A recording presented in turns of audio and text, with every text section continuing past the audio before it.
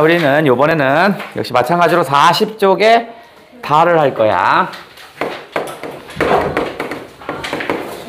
40쪽에 할 거고요.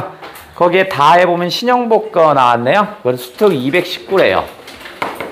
이거는 219쪽에 실렸습니다. 신형복 것이 실렸는데, 요 놈은, 뭐가 실냐면 신형복 였고요. 수필입니다. 똑같은 수필이야. 새 출발점에선 당신에게라는 일종의 수필입니다. 편지 글이긴 한데요. 편지 글이니까 수필이겠지. 수필이겠죠. 신형복 씨야. 선생님이야. 뭐 어쨌든 간에.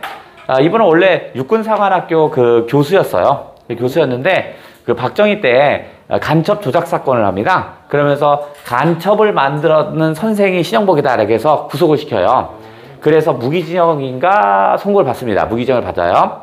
근데 이제 한 며칠이네. 요즘 살다가 무기수 같은 경우는 사상 전향, 앞으로는 다시는 사회주의 안 하겠어요 이런 사상 전향서를 쓰면, 각서를 써주면 내보내주기도 합니다. 왜냐면 위험사범은 아니잖아. 근데 신형복 선생은 안 씁니다. 아니, 내가 하지 않은 짓을 내가 왜 그걸 했다고 그런 거짓 반성문을 씁니까? 안 해요. 그래서 20년 20일 동안 계속 살아요. 그러다가 이제 민주정부가 들어오면서 가석방이 됩니다. 가석방이 돼요. 그래서 밖에 나와서 이제 활동을 하고 성공회 대학교 교수도 하고 막 이랬거든요. 근데 언제 돌아가셨더라? 2018, 18, 19? 그 사이에 돌아가셨어요. 지금은 이제 돌아가신 분이고, 요분은 여러분이 알려면 뭐냐면, 수필집 감옥으로부터의 사색 들은 적 있어요? 네, 그거 썼고요. 베스트셀러 하나 나왔고, 그 다음에 아버님들 드시는 소주에 보시면 처음처럼 그 문구 글씨 그거 신형복 선생이 쓴 겁니다. 그죠? 그래서 신형복 선생은 여러분 그 한컴에 보시면 신형복 채가 있어요. 저 사람의 글씨체가 있어요. 그래서 서예에 엄청 능통합니다. 근데 저분은 한 번도 서예를 누구한테 배운 적이 없대요. 그냥 자기 스스로 했다고 합니다. 독백이었다고 합니다. 어쨌든 간에 그건 신형복 선생이었고요. 자, 새 출발점에선 당신에게는, 저 새 출발점이 누구겠어요? 어디겠어? 감옥에서. 아니. 이제 감옥에서 나와서 대학생한테 해줄 수 있는 말이 없나요? 이제 하는 거야. 그죠? 그러니까 여기 이 당신을 받으면 대학 신입생들. 또는 뭐냐면 새로운 출발하는 젊은이들. 새로운 출발을 앞둔 젊은이들에게 뭔가를 해주고 싶은 말이 있었어. 그거를 4가지 정도를 얘기합니다. 근데 4가지 얘기하는데 그게 합치면 한 2가지 정도 얘기가 나옵니다. 한번 만들어보자. 자, 첫 번째가 아니라 어떤 설정이냐면 나죠. 나 전체 내용을 해볼게요. 일단 자꾸 꼬이네. 얘는 수필이지. 수필이니까 당연히 뭘 중심으로 한다? 깨달음, 교훈. 그죠? 깨달음이나 포인트는 교훈을 제시하는 글이니까 이걸 체크하라고 했죠? 그 다음은 뭐야? 새로운 인식을 체크하라고 했죠? 그래서 얘는 포인트가 뭐냐면, 그래, 무슨 교훈을 주고 싶은데 여길 찾아내야 돼. 자, 찾아볼게요. 자, 전체 내용은 내가 당신에게 뭘 쓴다? 편지를 씁니다. 너 대학생 됐다고? 그럼 내가 너한테 당부하고 싶은 거 좀 얘기할게. 얘기해도 되지? 하면서 4개를 얘기합니다. 첫 번째는 아까 신형복 선생은 그 감방에 있었다고 그랬죠? 그죠? 그 감옥에서 감방 동기 좀 이상하다. 감방 동기가 있어요. 노인 목수와의 일화를 얘기합니다. 노인 목수가 있는데 그 사람이 그림 그리는 거 보고 깜짝 놀랍니다. 자, 예를 들어서 여러분 집 그려봐 하면 어떻게 해요? 집 그려봐. 이거 했었다. 밑에서부터 이렇게. 그렇지. 집 그리면 우리 어떻게 써? 위에 이렇게 되잖아. 지붕을 그리고 그다음에 이렇게 그리잖아. 그죠? 근데 이 노인 목수는 집을 그릴 때 어떻게 써? 집안을 다지고 디딤돌을 놓고 그 다음에 어떻게 써? 연결하고 다시 디딤돌을 놓고 연결하고 이렇게 그려요. 그러니까 집 짓는 순서대로 그립니다. 자, 노인목수는 집을 그릴 때 집 짓는 순서대로 그려요. 즉 노인목수는요, 누가 특별히 뭐 이론을 배우거나 집 짓는 방법을 배우거나 이런 학문적으로 배운 게 아니야. 그냥 나가서 목수질 하면서 점차 배워온 사람입니다. 즉 이 사람은 뭐냐면 실천을 중시하는 사람입니다. 직접 자기가 몸소 배운 거야. 아무도 가르쳐준 적 없어요. 가서 배워서 먼저 집안 쌓는 것부터 해서 다 기둥 쌓고 합니다. 근데 저 모습을 보면서 나는 충격을 받았대요. 나는 어떤데? 나는 어땠어? 집을 그릴 때 뭐부터 그려? 지붕. 집을 그릴 때 지붕부터 그려요. 왜 그러냐면 우리들의 머릿속엔 집이 뭐냐라고 물어보면 집은 하늘에 있는 지붕이 있고 이게 집이야 이렇게 생각합니다. 우리 관념 속에는 집이라는 건 지붕이 있고 이렇게 생각해요. 그러니까 어떻게 써? 관념에 맞춰 그리면 지붕부터 그리는 거야. 집을 그릴 때 지붕부터 그려요. 지붕부터 그립니다. 결국 나는 머릿속에 있는 관념과 이론을 중시했던 사람입니다. 관념과 이론에 따라 움직이는 거였어요. 그래. 첫 번째 요 얘기. 다음 두 번째.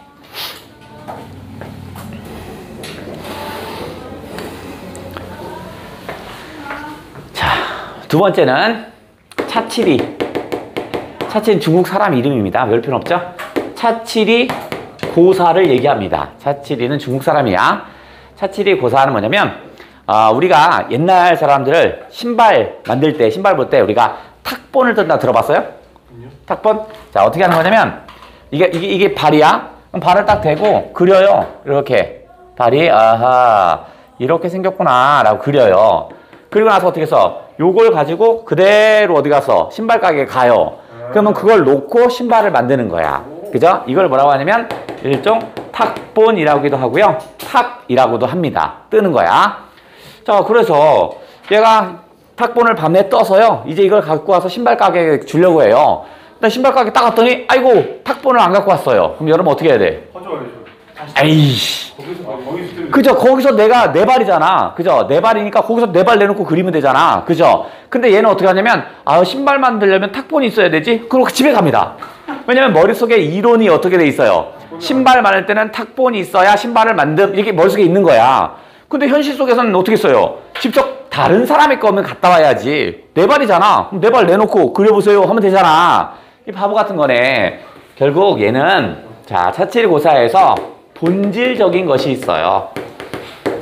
그 다음에 요거 반대로 형식적인 것이 있어요. 형식적인 것이 있습니다. 자, 본질적인 것이 바로 뭐야? 이게 이 책에서 말하는 바로 실천입니다. 우리가 본질은 삶 속에서 뭔가를 해야 돼. 그죠? 머릿속에서 하는 게 아니고. 그 다음에 이 형식적인 것이 바로 뭐냐면 얘가 얘기하고 싶은 건 관념과 이론입니다. 관념과 이론이야. 그러면 차칠이 고사로 넘어가면 이 실천에 해당되는 게 뭐냐면 발이 본질입니다. 내 발. 내가 직접 걸어가서 갔으니까 본질은 들고 간 거잖아 지금. 여기가 뭐야? 이게 탁 또는 탁본. 그죠? 자, 이와 비슷한 것들이 계속 있습니다.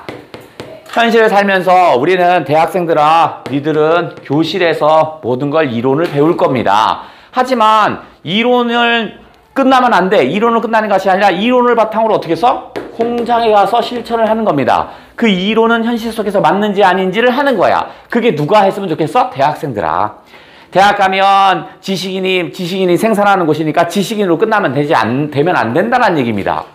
우리는 종이를 가지고 뭔가를 하는데 사실 중요한 건 종이가 아니라 현실로 가서 망치를 두드려서 직접 만들거나 뭐 이런 식으로 의상이 중요한 게 아니라 사실은 어떻게 해서 의상이 있다라면 그 사람이 본질이죠. 사람을 먼저 봐야 된다. 이런 얘기를 담은 게 요놈입니다. 그래서 이 신영복 선생은 1번과 2번을 통해서 얘기하고 싶은 교훈은 뭐야? 그렇죠. 관념과 이론이 아닌 실천을 중시하라. 관념과 이론이 아닌 실천을 중시하라. 이론으로 끝나면 안 돼요. 그 이론이 현실 속에서 어떻게 구현되는지 그걸 직접 느껴야 한다. 이런 얘기를 하고 싶은 게 신영복 선생이었고요.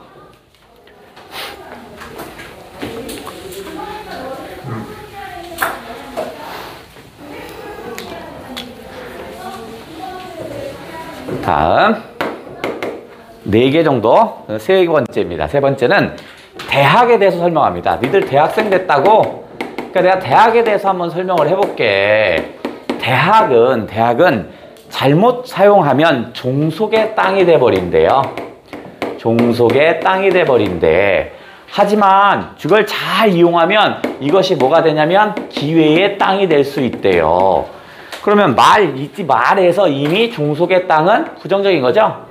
대학을 잘못 생활하면 종속이 돼버리고요. 아니면 기회가 될 수 있대요. 종속이 된다는 건, 종속의 땅이라는 건 뭐냐면 그냥 기존의 이데올로기, 기존의 이념, 기존의 이데올로기를 그대로, 변함이 없어요. 그대로 재생산하는 겁니다. 어떤 도덕적 가치가 올바르다라고 해서 규정한 게 있다고 칠게요. 그러면 어떻게 써? 그걸 대학에서 그걸 계속, 잘못돼도 계속 가리키는 거야. 이게 종속의 땅입니다. 변함이 없으니까 그대로 구현될 거니까. 그러면 왜 기회의 땅이냐면 그 아까 재생산되는 거 있죠? 재생산되는 연쇄고리를 끊을 수 있어요. 연쇄고리를 끊을 수 있어요.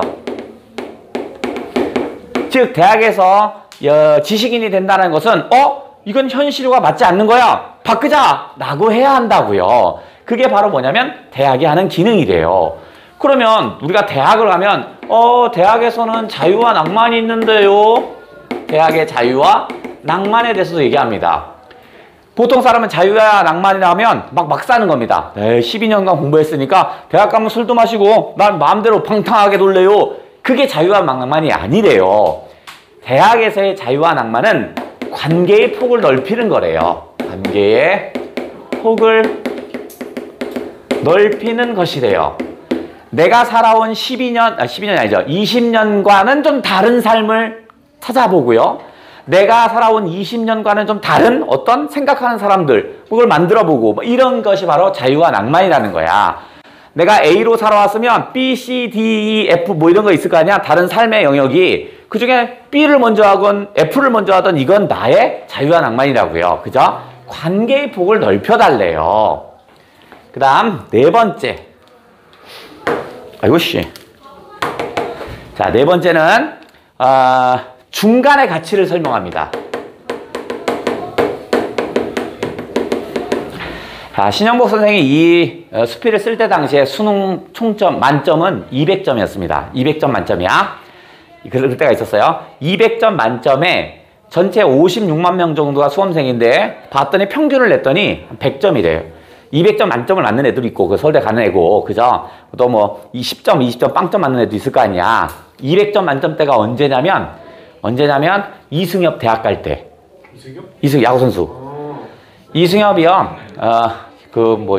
속설에 의하면 어떤 게 좀 전해져 내려오냐면 이승엽이 야구를 잘하니까 대학은 어떻게 해야 돼요? 하나를 가면 옆에 못하는 애들 같이 가는 거 알아요? 예를 들어서 이승엽이 A라는 사람이 야구를 너무 잘해. 그럼 어떻게 해서 B, C, D가 좀 못해요. 그럼 끼워 넣어요. 너 얘 데리고 가려면 우리 학교에 B, C, D도 데리고 가. 이렇게 하는 거야. 그러니까 이 B, C, D는 얘 때문에 A 때문에 대학을 가는 거야. 자, 그런 건데 이승엽이 양쪽으로 계약이 됐나 봐. 프로하고 대학이. 그치? 양쪽으로 계약이 됐는데 양쪽 계약을 했는데 이제 수능을 봐야 돼. 이승엽이 고등학교 시절이야. 그런데 수능을 응시하면 되는데 40점이 안 되면 학원 미달로 대학 진학이 안 돼요. 아예 40점이 안 되면. 그래서 그 썰에 의하면 이승엽이 수능 점수가 40점이 안 됐다는 얘기가 있어요. 그래서 대학을 갈 수가 없고 대학을 진학할 차가 안 돼. 그래서 어떻게? 이제 삼성라이온즈로 들어갔다. 이런 썰이 있어요. 그 당시 그 얘기를 하는 거야. 그러니까 이게 중요하죠. 그런 썰이 있더라. 이런 얘기입니다. 어쨌든 간에 그 당시에 평균은 뭐잖아? 100점 정도인 거야. 그죠? 그러니까 빵점 이런 경우는 없는 거야. 거의 없어. 100점 정도인데 얘는 그 중간의 가치를 얘기합니다. 오호, 중간의 가치 이렇게 있다면 여기가 200점 만점인데 여기에 100점이라고 할게요. 여기에 중간이니까 100점이죠. 이러면 100점은 중간의 가치는 이쪽 위쪽 애들과도 어떻게 해서 소통이 가능합니다. 그죠? 야, 너는 어떻게 살았니? 이게 소통이 돼. 그 다음에 이 밑에 애들과도 소통을 할 수 있어요. 그죠? 어떻게 된 거니? 이렇게 되는 거야. 즉, 관계의 폭을 넓힐 수 있는 곳입니다. 그럼 맨 위에 있는 애는 어떻게 써요? 얘가 소통할 수 있는 사람은 여기잖아. 결국 소통해봐야 이쪽만 있는 거잖아. 근데 중간에 있는 건 나보다 위와 나보다 아래를 모두 소통할 수 있죠. 그러니까 다양한 삶을 접목할 수 있는 기회입니다. 그죠? 여기는 다양한 삶의 모습을 경험할 수 있어요. 경험할 수 있는 그런 곳입니다. 그러니까 어떻게 써요? 3번과 4번을 딱 묶어서 결국 무슨 얘기하고 싶은 거야? 3번, 4번에서 넓혀서 결국 어떻게 하는 거야? 관계, 그렇죠. 관계의 폭을 넓히고 소통이다. 소통, 좋다. 주체적으로. 주체적 삶을 강조합니다. 어쨌든 그런 내용이 딱 실려 있더라.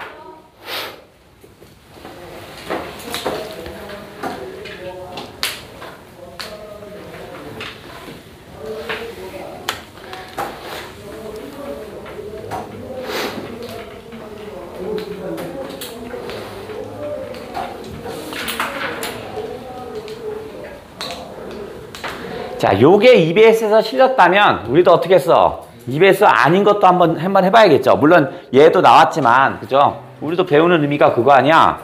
그럼 유사 한번 해볼게요. 유사 어디다 저는 초점을 둘 거냐면 올해 EBS에 나온 거. 아, EBS가 안 나온 거겠죠? 그죠? 얘가 EBS 나온 거니까 아닌 거. 얘는 우리가 대학의 자유와 낭만이라는 건 막 살다 이런 게 우리가 일반적인 인식이잖아. 그러니까 일반적 인식이 좀 잘못된 거, 오류를 지적하는 거. 일반적 인식에 대한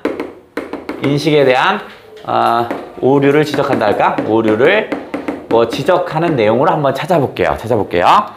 우리 문학 교과서에 나와야겠죠? 문학 교과서는 뭐 12종이니까 그 중에서 있는 걸 찾아볼게. 거시기가 쓴 거시기인데요. 우리가 일반적으로 생각할 때 오르막길과 내리막길이 있다고 쉽게 어떤 게 더 어려워요? 오르막길이 어렵죠? 근데 이 소설은 당연히 어떻게 나오겠어? 내리막길이 어렵다는 얘기를 하겠지? 그런 소설입니다. 자, 그러면 그렇게 길지는 않은 소설이에요. 전반부에는요. 숙부의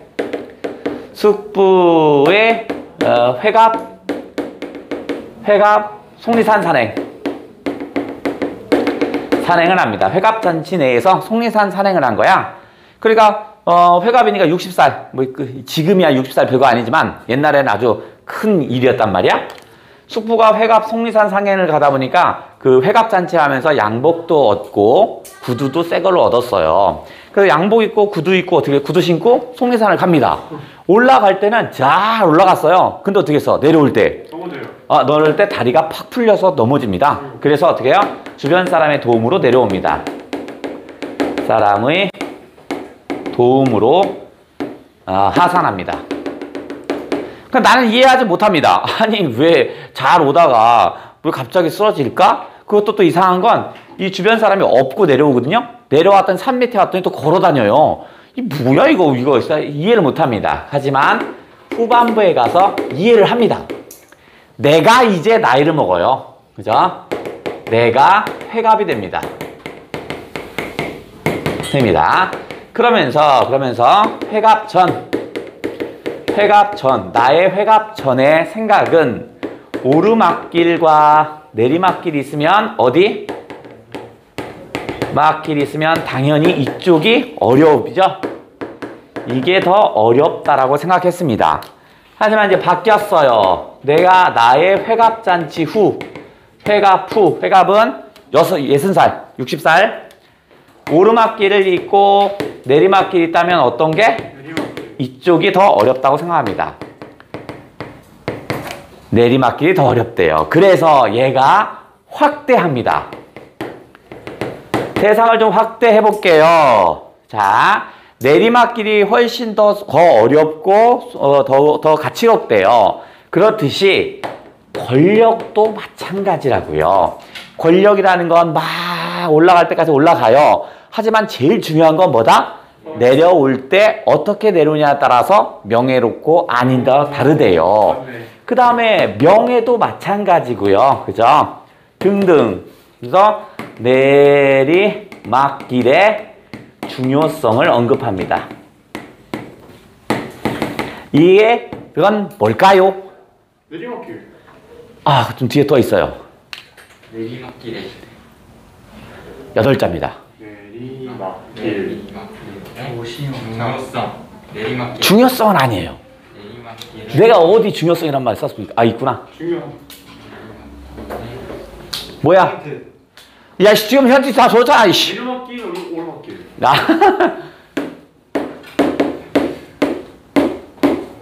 어려워. 의 어려움. 그렇죠. 내리막길의 어려움. 내리막길의 어려움. 이런 작품입니다. 되게 낯선 작품입니다. 이거의 작가는요? 모르죠. 모르겠죠? 박완서. 박완서입니다. 내리막길의 어려움 정도는 알아야겠구나.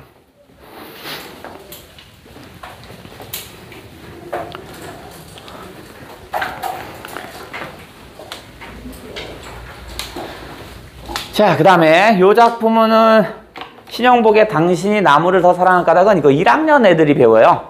신사고 책 쓰는 1학년 애들이 배웁니다. 1학년 애들이. 자, 한번 슬쩍 한번 읽어볼게요. 수필이니까 가볍게. 오늘은 당신이 가르쳐준 태백산맥 속의 소강리, 소나무 숲에서 이 엽서를 띄웁니다. 또 엽서를 쓰는 그런 형식이네. 수필입니다. 아침 햇살에 빛나는 소나무 숲에 들어서니 당신이 사람보다 나무를 더 사랑하는 까닭을 알 것 같습니다. 뒤에 무슨 얘기 할 거냐면 사람보다 소나무는 100년, 200년, 심지어 500년 정도 어려움을 극복하고 꼿꼿이 서 있더라고요. 그럼 얼마나 존경스럽니? 그런 얘기 할 겁니다. 200년, 300년, 더러는 500년의 풍상을 겪은 소나무들이 골짜기에 가득합니다. 그 긴 세월을 온전히 바위 위에서 버텨온 것에 이르러서는 차라리 경이었습니다. 경이롭다라는 건 뭐냐면 놀랍고 신기한 겁니다. 아, 놀랍고 신기합니다. 그러면 500년 동안 풍상을 견딘다? 그 소나무 보시면요. 이게 줄기가 그 나무가 곧게 올라가는 건 그 비싸지 않대요. 정작 비싼 건 뭐야? 소나무 보시면 이렇게 소나무가 이렇게 올라가는 소나무 말고, 그죠? 네, 그림을 못 그려서. 그거 말고 이렇게 바위 같은 데 보면 이 소나무가 이렇게 막 꾸불퉁꾸불퉁 하면서 이렇게 자란 거 있잖아. 이런 게 비싸답니다. 근데 이거 크기 따라 좀 다르겠지만 최소 얼마인 줄 알아요, 이게? 2천만 원. 10억. 아이씨, 야. 가격이 뭔지. 한 5천만 원 정도 한대요.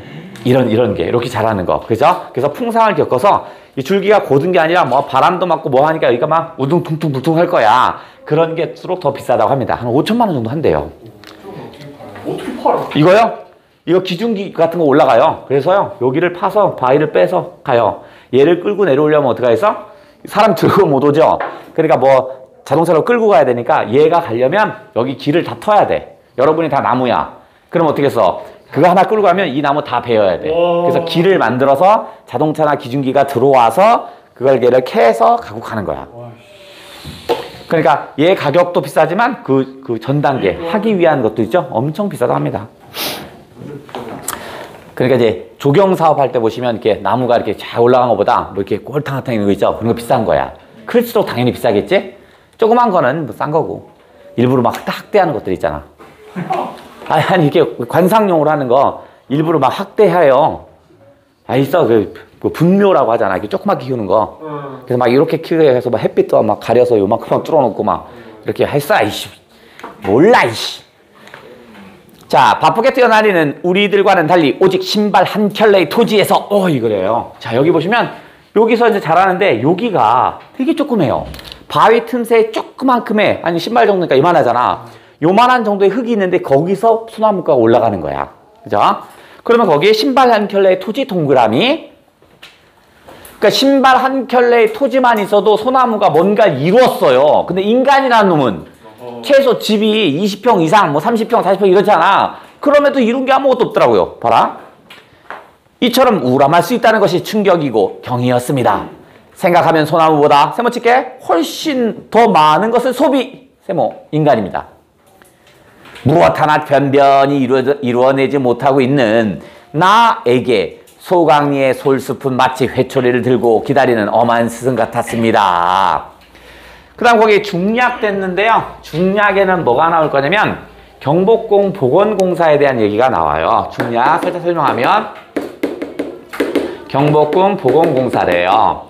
그래서 이 신영복 선생은요, 경복궁은 문화재잖아. 복원해야지 라고 생각을 합니다.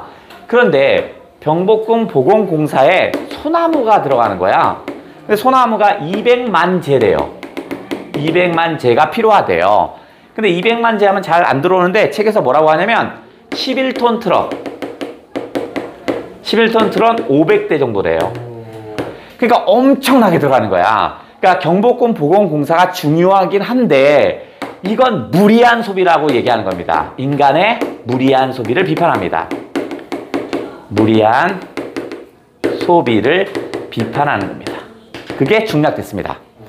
그죠?